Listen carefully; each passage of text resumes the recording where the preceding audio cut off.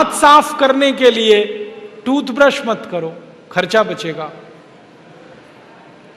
हम आजकल टूथपेस्ट करते हैं, कॉलगेट, क्लोजअप, पेप्सोडेंट, सिबाका, फॉरेंस, ये बड़े महंगे हैं। 30 रुपए का 100 ग्राम, 300 रुपए किलो, हुआ कि नहीं?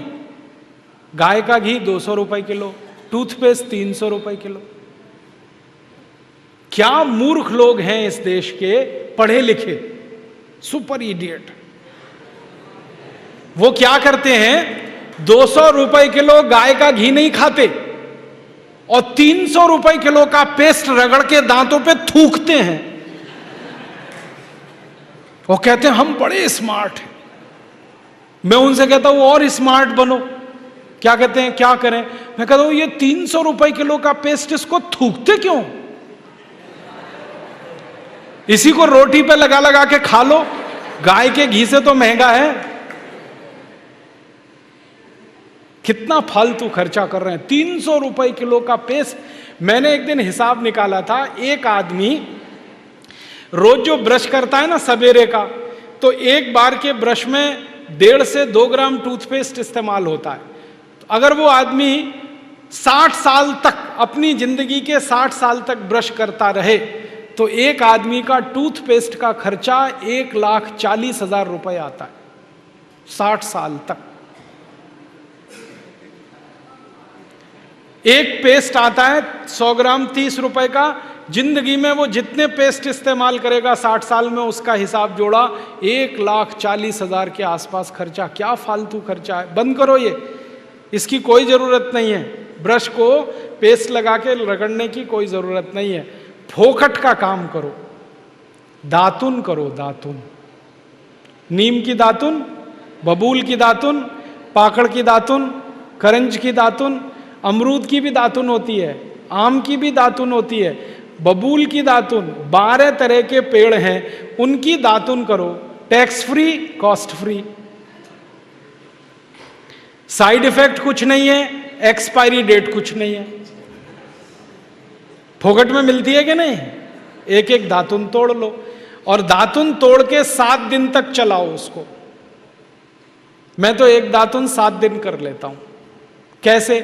दातुन किया, चबाया, आगे का हिस्सा काट दिया, फिर पानी में डाल के रखा, दूसरे दिन फिर कर लिया, ऐसे 7 दिन चलती है।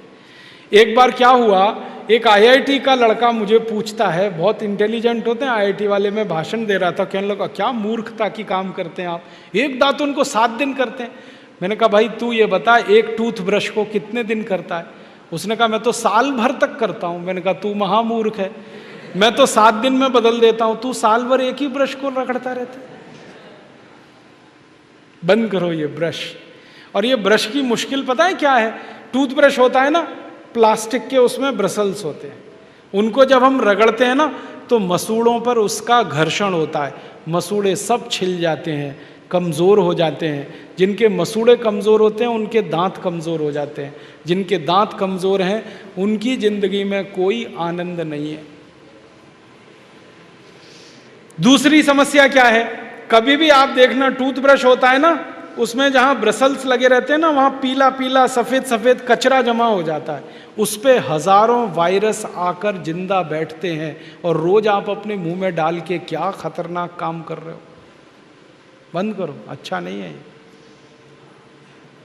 और एक बात बताऊं, ये जो टूथपेस्ट है ना, टूथपेस्ट जिसको आप घिसते हो, इसमें झाग बहुत बनता है, मालूम है?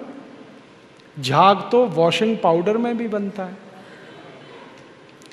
कभी कभी मैं लोगों से कहता हूं आप कॉलगेट क्यों करते हैं, तो कहते हैं इसमें झाग बहुत बनता है। तो झाग तो शेविंग क्रीम में भी बनता है, शेविंग क्रीम क्यों नहीं रगड़ते?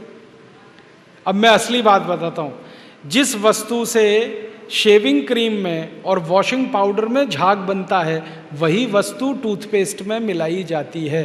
उसको कहते हैं सोडियम लॉरेल सल्फेट, और ये ऐसा खतरनाक केमिकल है जो कैंसर कर देता है। अब मैं आपको एक सच्चाई बताता हूँ। अमेरिका देश में, यूरोप के देशों में टूथपेस्ट जब बाजार में बेचा जाता है तो उस पर चेतावनी लिखी रहती है और उसमें कहा जाता है सावधान, टूथपेस्ट करने से कैंसर होता है। अंग्रेजी में लिखते हैं इट इज कैंसरस, कार्सिनोजेनिक। और अमेरिका यूरोप के टूथपेस्ट पे क्या क्या लिखते हैं, अंग्रेजी में लिखते हैं, please keep out this toothpaste from the reach of the children below 6 years. माने 6 साल से छोटे बच्चे को ये टूथपेस्ट कभी मत कराना, क्योंकि बच्चे उसे चाट लेते हैं, वो कैंसर से मर सकते हैं। फिर अमेरिका और यूरोप के टूथपेस्ट पे लिखते हैं, in case of accidental injection please contact immediately poison control centre. माने गलती से पेस्ट अगर कर लिया बच्चे ने तो हॉस्पिटल लेके जाना उसको। जहर है। क्या जहर है? उसमें एक केमिकल जिसका नाम है सोडियम लॉरेल सल्फेट। ये केमिकल एक बूंद अगर आपकी जीभ पर गिरा दें तो जीभ पे ही कैंसर हो जाता है। मत करो आप, ये बेकार है। तो दांत कैसे साफ करें? दातुन से। दातुन है ना, पिपरिया में तो बहुत है। मैं अभी रास्ते में आया, इतने नीम के पेड़ हैं कि दातुन ही दातुन है यहाँ। तो आपको तो कोई कमी नहीं है, तो दातुन करो। दातुन ना मिले तो दंत मंजन करो। दंत मंजन भी फोकट वाला करो, खर्चा नहीं करना। फोकट वाला दंत मंजन, घर में रसोई है, वहां पे हल्दी है, ले लो थोड़ी सी हल्दी, और सरसों का तेल है वो भी डाल दो उसमें, और थोड़ा सा नमक, तीनों को मिलाओ, दांत पे घिसो, सबसे अच्छा दंत मंजन। और एक दूसरा बताता हूं, गाय है, गाय, उसका गोबर है, गोबर को जला दो। कैसे जलेगा? पहले सुखाओ उसको, छोटे कंडे बनाओ, फिर जला दो, तो राख निकलेगी।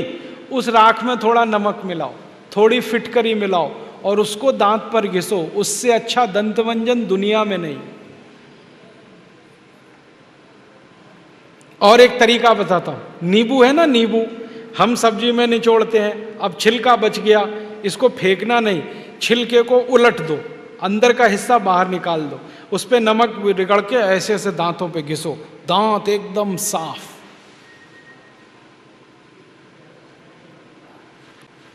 और एक दो बात बताता हूं, जिनके दांत पीले हो गए, आम का पेड़ देखा, उसका पत्ता तोड़ लो, आम के पेड़ के पत्ते को चबाओ थोड़ी देर, चबाने के बाद वो चटनी जैसा होगा, लुगदी बनेगी, उसको दांतों पे रगड़ दो, दांत एकदम किटकिट करने लगते हैं, एकदम साफ। ये सब फोकट का इलाज है कि नहीं? और नहीं तो कोई खरीदना है तो दंत मंजन खरीद लो, बाजार में बहुत मिलते हैं, लाल दंत मंजन, काला दंत मंजन, वीको वज्रदंती। अब तो स्वामी जी का भी दंत मंजन आता है, दिव्य योग दंत मंजन, वो ही ले लो। आप वो लोगे तो आपका पैसा कम से कम स्वामी जी के ट्रस्ट में जाएगा, उसी से हम ये सब काम कर रहे हैं। तो या तो दातुन करो, नहीं तो दंत मंजन। टूथपेस्ट बंद, टूथब्रश बंद। अब एक जानकारी और देता हूं आपको, ये जो टूथपेस्ट होते हैं ना, कॉलगेट, क्लोजअप, पेप्सोडेंट, सिबाका, ये ज्यादातर टूथपेस्ट बनते हैं मरे हुए जानवरों की हड्डियों से। हमारे देश में हजारों कत्ल खाने चलते हैं, वहां गाय बैल भैंस को काटते हैं, उनका मांस बाजार में बिकता है। उन जानवरों की हड्डियों को टूथपेस्ट बनाने वाली कंपनियां खरीदती हैं, हड्डियों को धूप में सुखाते हैं, बोन क्रशर में डालकर पाउडर बनाते हैं, फिर उसी से पेस्ट बनता है, फिर उसी को हम मुंह में लगाते हैं रोज सवेरे ही सवेरे। और जिस दिन उपवास होता है तो जरूर भगवान की पूजा करते हैं, सवेरे सवेरे हड्डियों का चूरा मुंह में लगाते हैं। अभी कैसे प्रसन्न होंगे भगवान बताओ? बंद कर दो ये सब, अच्छा नहीं, ठीक है?